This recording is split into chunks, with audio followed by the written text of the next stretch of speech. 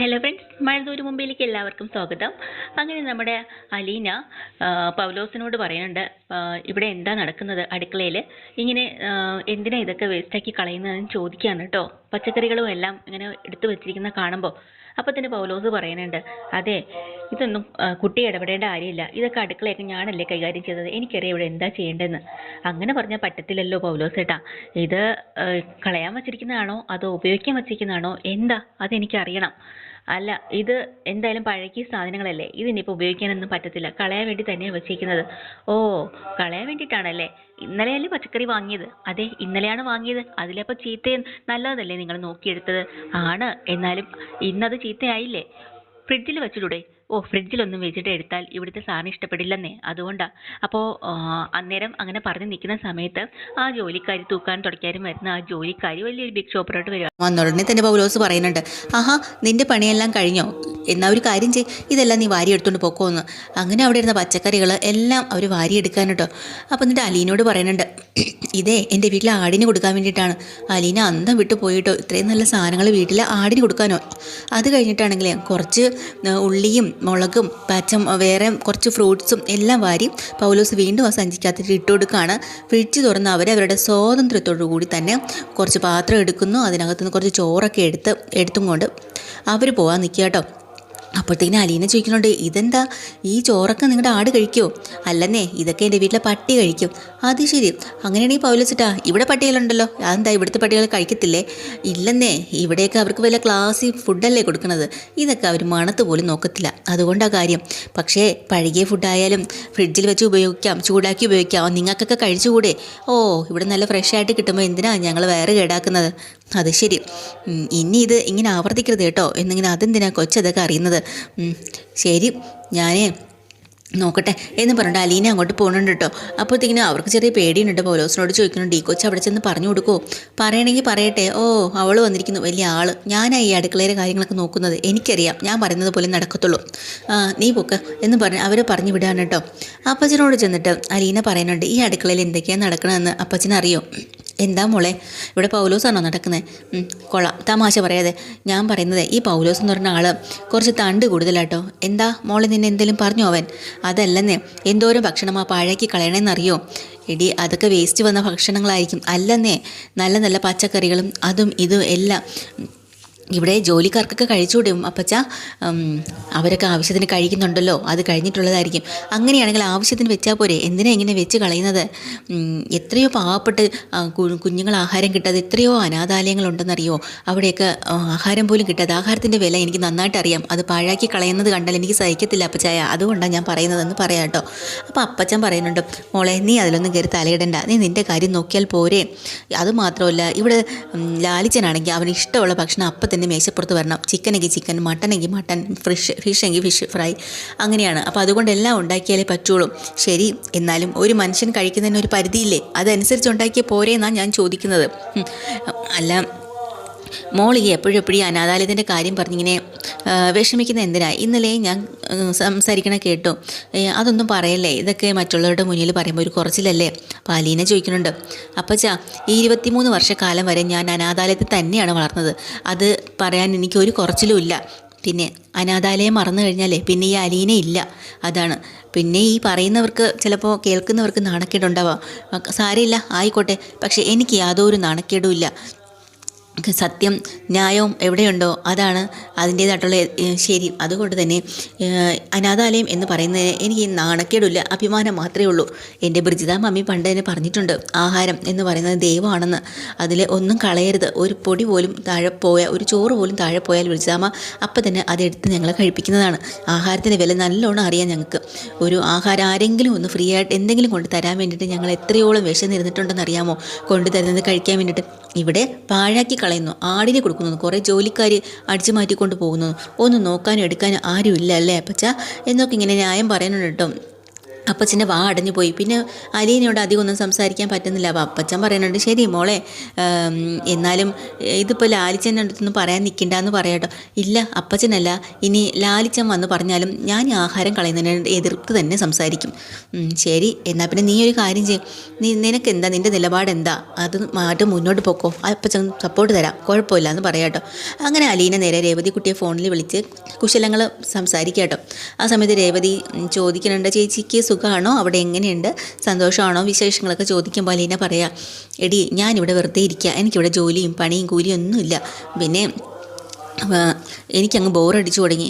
എന്നാൽ പിന്നെ പപ്പായോട് പറഞ്ഞൂടെ എവിടെയെങ്കിലും പഠിക്കാൻ വിടാനായിട്ട്. ഓ, ഇനി ഈ പ്രായത്തിലാണോ പഠിക്കുന്നത്, അതിനിപ്പോൾ എന്താ, നിന്നെപ്പോലെ ആണോടി ഞാൻ. ആഹാ, എത്രയോ പ്രൊഫഷണൽ കോഴ്സുകളുണ്ട്, ഏതെങ്കിലും കോഴ്സ് തിരഞ്ഞെടുത്ത് ചേച്ചിക്ക് പഠിച്ചുകൂടെ, വെറുതെ എന്തിനായിരിക്കണേ എന്ന് ചോദിക്കുക കേട്ടോ. ഞാൻ ആദ്യം ഇവിടെ ഒന്ന് നിലനിൽക്കട്ടെ, അത് കഴിഞ്ഞ് മതി. എന്താ ചേച്ചി, അവിടെ എന്തെങ്കിലും പ്രശ്നമുണ്ടോ, ചേച്ചിക്ക് അവിടെ പിടിച്ച് നിൽക്കാറായില്ലേ, ചേച്ചിയുടെ പപ്പയ്ക്ക് ചേച്ചിയോട് ഇഷ്ടമൊക്കെ ഉണ്ടല്ലോ, പിന്നെ എന്താ, സ്നേഹവും കാര്യങ്ങളൊക്കെ തന്നെ, എന്നെക്കൊണ്ടൊന്നും ചെയ്യിക്കത്തില്ലടി, പിന്നെ ഞാനൊരു പാവയെ പോലെ ഇങ്ങനെ ഇരിക്കണം, അത്ര തന്നെ. പിന്നെ ഇവിടെയുള്ള ജോലിക്കാരും ഒക്കെ കണക്കാ, എല്ലാം ഭയങ്കര കള്ളത്തരം വെട്ടിപ്പുവാണ്. അടുക്കളയിലാണെങ്കിലും എല്ലാം വെട്ടിപ്പാണ് നടക്കുന്നത്. ചുമ്മാ ആഹാര സാധനങ്ങൾ വെറുതെ പാഴാക്കി കളയുന്നു. ഇതിനൊക്കെ ഞാൻ എതിർക്കാതിരിക്കില്ല, എതിർക്കും. എന്നതിനെ പപ്പയോട് പറഞ്ഞാൽ പോരെ, അവരോടൊന്നും പറഞ്ഞിട്ട് കാര്യമില്ലെന്നേ. പക്ഷേ ഇങ്ങനെ പോയാൽ എനിക്കിവിടെ തുടർന്ന് പോകാൻ പറ്റുമെന്ന് എനിക്കറിയില്ല. കാരണം ഇവർ ചെയ്യുന്ന കാര്യങ്ങളൊന്നും കണ്ടുകൊണ്ട് നിൽക്കാൻ എനിക്ക് പറ്റത്തില്ല രേവതി. ഞാൻ എതിർത്ത് കഴിഞ്ഞാൽ ചിലപ്പോൾ പപ്പയ്ക്ക് ഇഷ്ടപ്പെടണമെന്നില്ല. അങ്ങനെയാണെങ്കിൽ എനിക്കറിയില്ല ഇനി അങ്ങോട്ട് എങ്ങനെയാണെന്ന്. ശരി, എന്തെങ്കിലും ഉണ്ടെങ്കിൽ ചേച്ചി ഞങ്ങളെ വിളിച്ചുകൊണ്ടെങ്കിൽ ഞങ്ങൾ ഇവിടുന്ന് വന്നോളാം കേട്ടോ അങ്ങോട്ട് എന്ന് പറഞ്ഞ് രേവതി ഫോൺ വയ്ക്കാൻ കേട്ടോ. അത് കഴിഞ്ഞ് റോബിച്ചൻ അപ്പച്ചനെ വിളിക്കുന്നുണ്ട്, സ്റ്റാൻലിയുടെ സഹോദരൻ. എന്താ അപ്പച്ച, ഇവിടുന്ന് പോയിട്ട് കുറേ ദിവസം ആയല്ലോ, എന്തുകൊണ്ടാണ് അപ്പച്ചൻ തിരിച്ചു വരാത്തെ, അവിടെ അങ്ങ് പിടിച്ചു തൂങ്ങിയോ. എടാ, ഇവിടെ ചില കാര്യങ്ങളൊക്കെ ഉണ്ട്, കഴിഞ്ഞ് മറിഞ്ഞ് കിടക്കുകയാണ്, അതെല്ലാം എനിക്കൊന്ന് ശരിയാക്കി എടുത്തിട്ടേ വരാൻ കഴിയുള്ളൂ. ഓ, അത് ശരി, അങ്ങനെയാണെങ്കിലും അവിടെ ഏതോ ഒരു പെണ്ണ് വന്ന് കയറിയില്ലേ, അതിനൊക്കെ അടിച്ച് ഓടിച്ചോ. ഇല്ല, അതിൻ്റെ കാര്യം തന്നെയാണ്. അങ്ങനെ ഇന്ന് പെട്ടെന്ന് പറഞ്ഞു വിടാൻ പറ്റുന്നൊരു കാര്യമല്ല റോബിച്ച. അതെന്താ, ഞാൻ വരണോ, ആൽബിച്ചാനും കൂട്ടി ഞങ്ങൾ അങ്ങോട്ട് വരാം, നിങ്ങളൊന്നും ഇങ്ങോട്ട് വരണ്ട. ഞാൻ അടിച്ച് ഓടിക്കാൻ വേണ്ടി തന്നെ വന്നത്, പക്ഷേ പിന്നീട് എനിക്കത് തോന്നിയില്ല. എന്നാൽ പിന്നെ ഞങ്ങൾ വന്ന് ഓടിക്കാന്നേ. വേണ്ടടാ, നിങ്ങൾ വന്ന് കണ്ടാൽ നിങ്ങൾക്ക് അങ്ങനെ തോന്നുള്ളൂ. എന്ത്, നിങ്ങൾക്കും അവളെ പറഞ്ഞു വിടാൻ പറ്റത്തില്ല. പിന്നെ ആണടാ, അങ്ങനെയാണ് അവൾ. പിന്നെ അവളെ നമുക്കിവിടെ പിടിച്ച് നിർത്തിയേ പറ്റുള്ളൂ, പറഞ്ഞു വിടാനൊന്നും പറ്റത്തില്ല. ആഹാ, അപ്പച്ചൻ എന്തൊക്കെയായി പറയുന്നത്. അതേടാ, കാര്യങ്ങളൊക്കെ വല്ലാത്തൊരു ഇതിലാണ് വന്നിരിക്കുന്നത്, അതൊക്കെ ഒന്ന് ശരിയാക്കി എടുക്കണം. അത് മാത്രമല്ല, ലാലിച്ചനെ നിനക്കറിയാലോ, 24 മണിക്കൂറും കൂടിയാണ്. അവനൊരു കാര്യത്തിലും ശ്രദ്ധയുമില്ല. അവൻ്റെ സ്വഭാവം മാറ്റിയെടുക്കാൻ ആർക്കെങ്കിലും പറ്റിയിട്ടുണ്ടോ? ഇല്ല. പക്ഷേ ഇവളെ കൊണ്ട് പറ്റും, ഇവളത് മാറ്റിയെടുക്കും. അപ്പച്ചൻ എന്തൊക്കെയാണ് പറയണത്? ലാലിച്ചൻ്റെ സ്വാതന്ത്ര്യവും അതെല്ലാം മറ്റുള്ളവർക്ക് വന്നു കയറിയ ഒരു പെണ്ണിനെ കൈകടത്തി കൊടുക്കാനാണോ വിചാരിച്ചു വെച്ചിരുന്നത്? അവിടെ അടിമയായിട്ട് കിടക്കണമെന്നാണോ? അങ്ങനെയല്ല ഞാൻ ഉദ്ദേശിച്ചത്. അവൻ്റെ സ്വഭാവ രീതികൾ കുറേയൊക്കെ മാറ്റിയെടുക്കാൻ അവൾക്ക് സാധിക്കുമെന്നേ. ഞാനത് നേരിൽ കണ്ട കാര്യമല്ലേ. വേറെ ആർക്കും പറ്റിയില്ലെങ്കിലും കുടിയുടെ കാര്യത്തിലെങ്കിലും അവൾ കയറി അവനെ പിടിക്കും, എനിക്ക് ഉറപ്പാണ്. അതെങ്കിലും അവൻ നേരെ ആയിക്കട്ടെ, അതുകൊണ്ടാണ് ഞാൻ പറയുന്നത്. അപ്പച്ചൻ എന്നാ വെച്ചാൽ ചെയ്തോ, ഇതിപ്പോൾ ആകെ കുഴപ്പമാവേ. ഒന്നുമില്ല, വച്ചിട്ട് പോവോടെ എന്നും പറഞ്ഞുകൊണ്ട് ഫോണും വയ്ക്കാണ്ട് റോബിച്ചനും ദേഷ്യം വരാണ്. അപ്പോൾ അന്ന് വീണ്ടും അലീന കിച്ചണിലേക്ക് കയറി ചെല്ലുന്നുണ്ട്. അന്ന് വിനോദ് പോയി മീനും മലക്കറിയൊക്കെ ഫ്രഷായിട്ട് വീണ്ടും വാങ്ങി വന്നിട്ടുണ്ട് കേട്ടോ. അതുകൊണ്ടാണ് അലീന ചെല്ലുന്നത്. അലീന അകത്തേക്ക് കയറി ചെന്നിട്ട് ചോദിക്കാണ്ട്, ഇതൊക്കെ ഇന്ന് വാങ്ങിയതല്ലേ? അപ്പോൾ വിനോദ് പറയാതെ ഇന്ന് വാങ്ങിയതാണ്. മീനൊക്കെ എത്ര രൂപയായി? 2 കിലോ ഉണ്ട്, അത് 900 രൂപയോളം ആയി. അത് ശരി, അങ്ങനെയാണെങ്കിൽ പൗലോസ് ഏട്ടനല്ലേ ഇതെല്ലാം വെട്ടി ക്ലീൻ ചെയ്യുന്നത്? ഇത് ക്ലീൻ ചെയ്ത് കഴിയുമ്പോൾ എത്ര വരും? ഏകദേശം 1 കിലോ വരും. അത് ശരി, 2,800ഓളം ഉള്ളൊരു സാധനം, അപ്പോൾ 1,800ഓളം വേസ്റ്റിൽ പോകുമല്ലേ? കൊള്ളാം, ഇതൊക്കെ എവിടുത്തെ ന്യായമെന്നറിയില്ല. അങ്ങനെയാണെങ്കിൽ ഇവിടെ എങ്ങനെയാവും മീൻ വെട്ടുക? ഞാനൊന്ന് കാണട്ടെ. കൊച്ചിൻ്റെ പാട് നോക്കിപ്പോ, ഇവിടുത്തെ കാര്യങ്ങളൊക്കെ എനിക്കറിയാം. കൊച്ചു പറയുമ്പോൾ ഞാൻ മീൻ വെട്ടേണ്ട കാര്യമൊന്നുമില്ല, എനിക്ക് സമയമാകുമ്പോൾ എനിക്ക് വെട്ടാനറിയാം.